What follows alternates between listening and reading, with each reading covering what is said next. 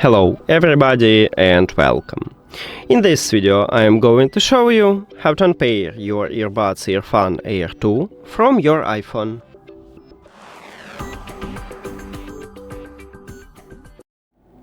You have to start by open Settings and then go to the Bluetooth.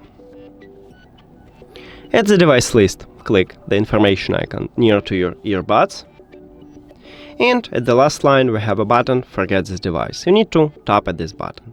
But if you want to only stop Bluetooth connection with them, but leave your earbuds at the device list to reconnect it in the future, you need to select Disconnect. But let's remove them, so forget this device and forget device. Now we can put these earbuds to the charging case and close the case. That's it. Thank you for watching this video. If you found it helpful, please consider subscribing to the channel and leave the like on the video. See you later!